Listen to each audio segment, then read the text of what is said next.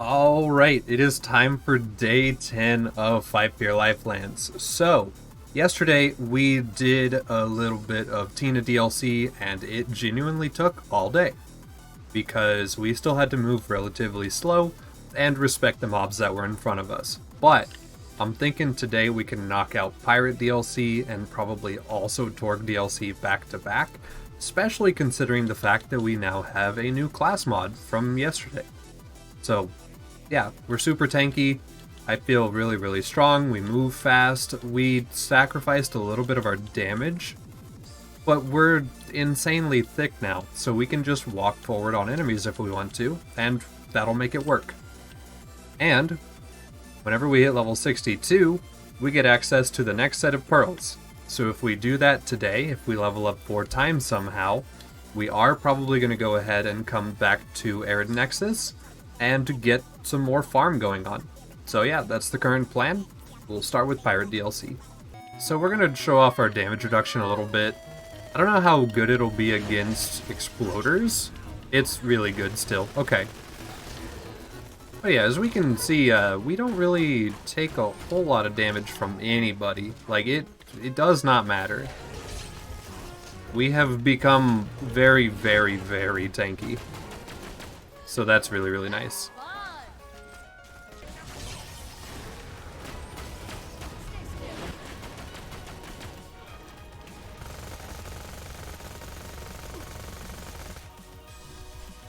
Oh, and he dropped a boomstick.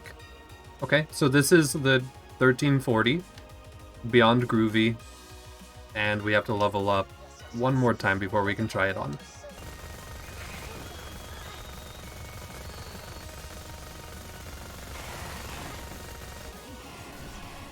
UVHM Sand Skiff. Actually, hold on, I'm curious. We're in UVHM. Can I survive a single sandworm? Oh my goodness, you can actually... Hold on. Oh, that's great. Alright, cool. You can actually afford to hit a sandworm and not instantly explode.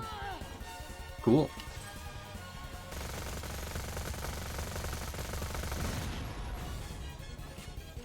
Also, yeah, I guess real quick, I do want to show we are still on True Nightmare.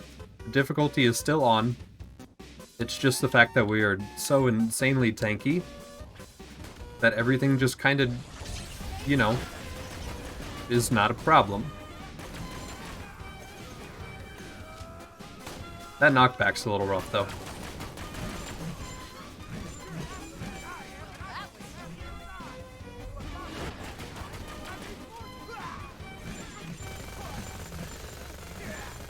Oh wow, he is really tanky.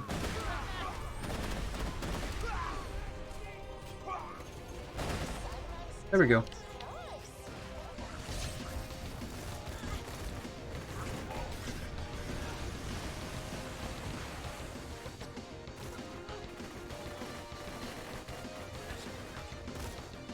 Strand Titan. So, thinking about it now,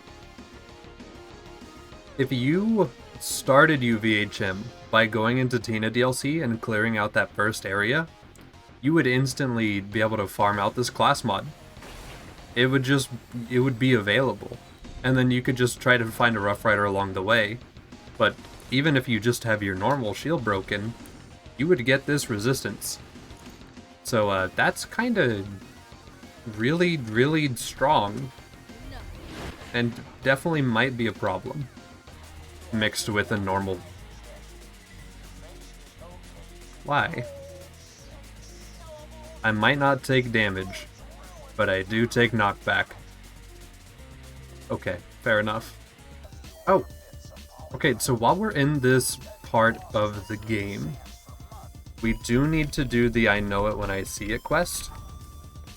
Because there is a special mob down there. I have found out that this is a thing, so I'm going to try to show this off. Alright, here we are. So, if I am right,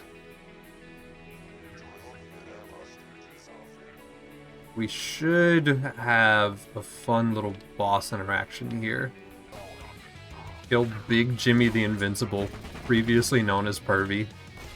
Okay, so that's what the quest says. Maybe we do have to clear out all the mobs first before he can spawn. Here we are. Oh my goodness.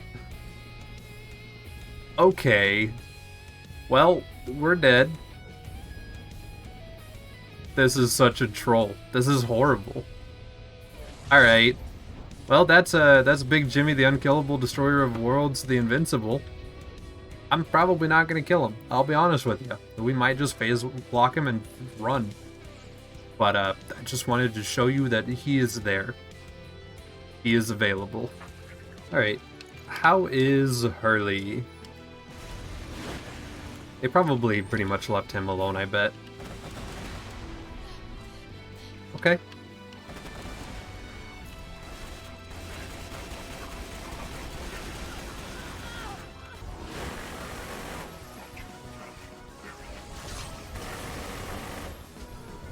Okay, there we go. He dropped a Mongol. Okay, cool. Here you go. I have a piece of the company. Give that to Snark. Hold it right there. That must have hurt. Stop struggling.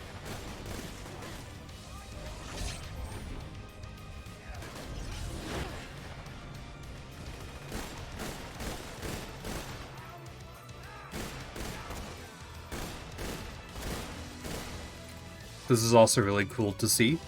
So if there is a legendary Reaper just hanging out in this chest, that means that we could potentially find our other Gen 2 style class mods just out in the wild.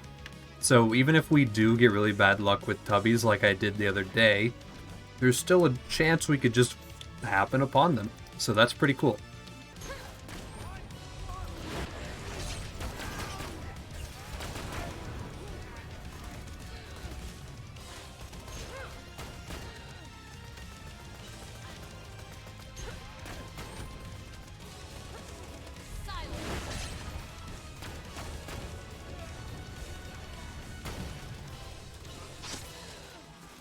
Alright, Rosco.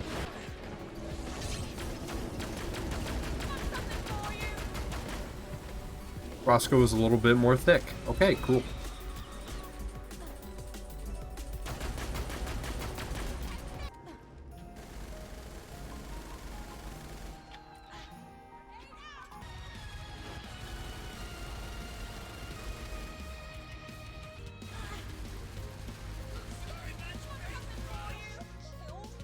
Okay.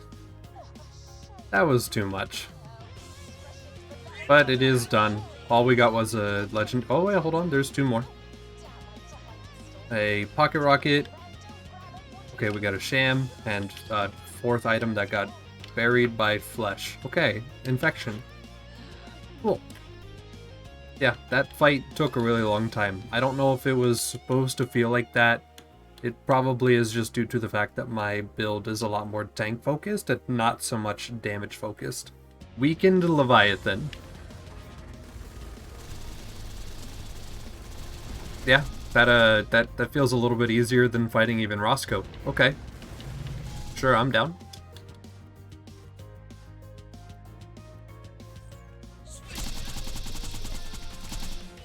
Alright, cool, there we go. So, I think this will be our first time looking at a legitimate boss chest room. So we get to kind of see what the plus 300% drops is like in here. Because I'm not really sure what that meant. So I guess we'll find out. So I'll go ahead and go through and open everything. And then we'll just see if we just see a lot of good loot or what exactly we're getting here. Okay. So, homing pandemic. Lob Stormfront, we'll go ahead and grab that. Got a Macro Comm. Then I guess we can check the bottom chest too. And the gunner ring. Okay. Alright. What is that? We have a DMR. Okay, so this is a corrupt weapon. Curse of Big Strikers and Sleepers. Alright, let me get hit while holding it. Okay, nothing of note. But if I shoot a guy, it consumes a very large amount of ammo. Oh my goodness. Okay. Not really sure. This just sort of appears to be a gun. I'm okay with that though. And from here we are going to go ahead and start Torg DLC. It should be pretty simple. I'm kind of scared of the reflective bosses though. And by reflective bosses I mean the BA Rex. Everyone else should probably be fine, I bet.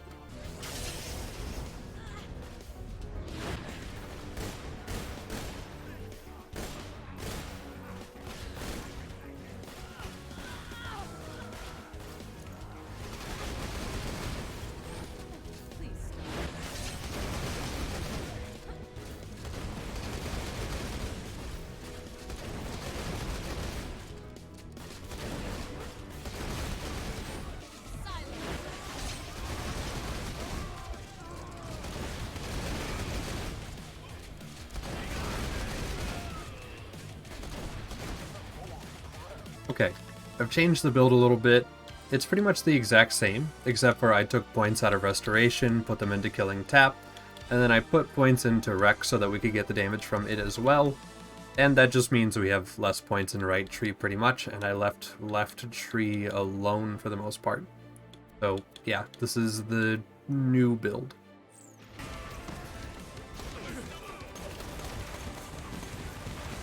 And yeah, I mean, this feels pretty darn strong, gotta say. This feels really, really strong. Okay, cool. Yeah, we're back on top again.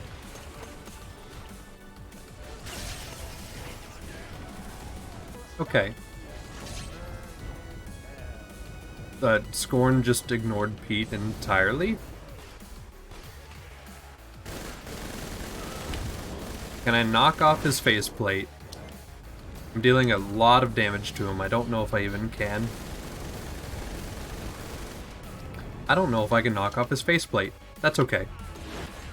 We can just... Oh my goodness, I didn't realize how strong this would be. Yeah. We can just do that instead, I guess. Trigger a kill skill off that little guy. Okay. Yeah, sure. My bad. I forgot what character we were playing.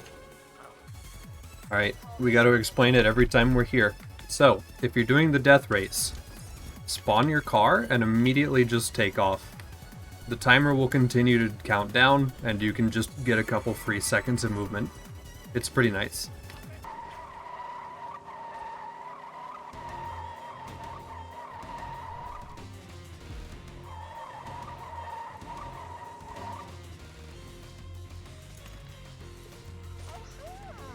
Alright, here's a fight that I'm moderately worried about. Motor Mama and her mini missile turrets. Alright, how are your turrets? Are they like full-blown angry like every other turret?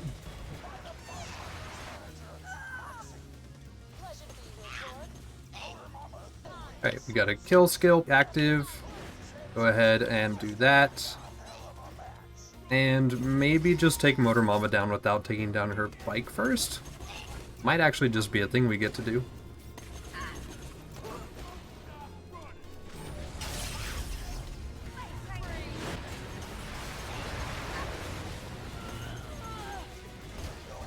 Alright, we were close enough, but I really don't trust her being on that bike any longer.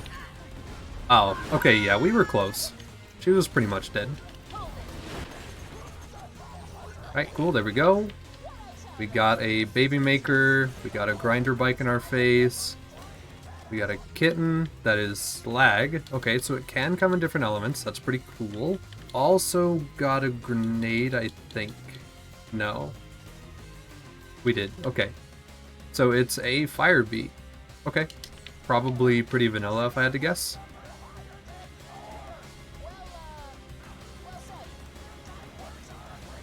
Yeah, that's pretty normal. Okay, cool. You know, I almost understand why people complain about cars in this game. Almost.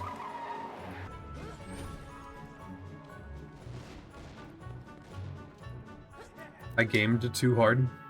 But like, if you learn about the drift and the boost button, and then you learn that you can like switch between them depending on what you need. Because like the drift button is secretly a recovery button. And also a goof around button. But like, oh, is your car like sideways for no reason? Just drift out of it. Easy.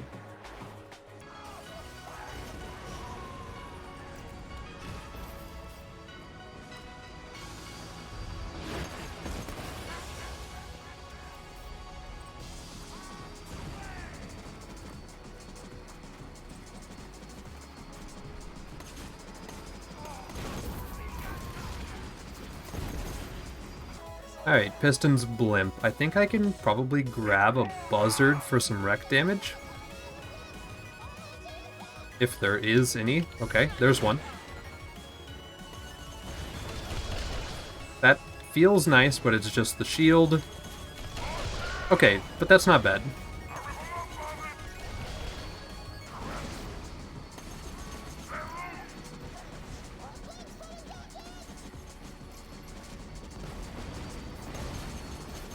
Alright, cool, there we go.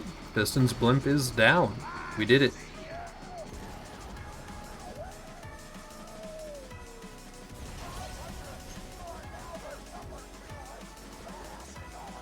Here is the most annoying boss fight in a difficulty mod.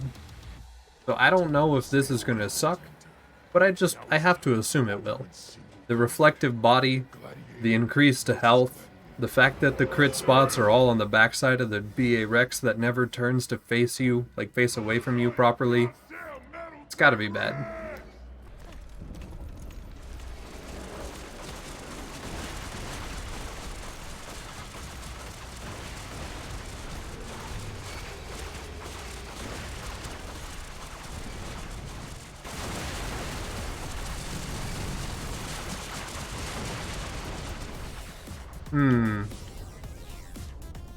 Alright, I might have miscalculated my throwing distance and bounced it off of him and back at me. So, that's okay though, because he does keep his health pool down like this. That's just another death for us is all. Oh, he reset his health pool. That's not supposed to be a thing. Alright, well, okay. Just don't mess up, basically. Got it.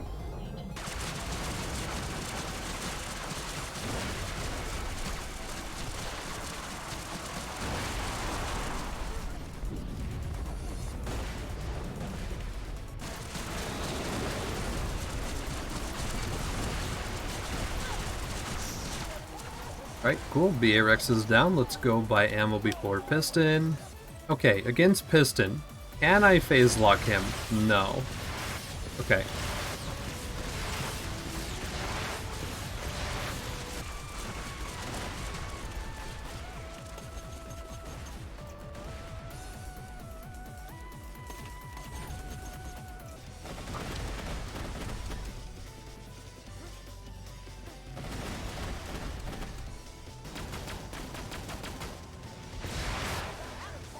Right, cool. Level 60. Feels pretty good. Alright, and out of that fight, we went ahead and got a conference call. We've got 2 resuppliers and an impaler.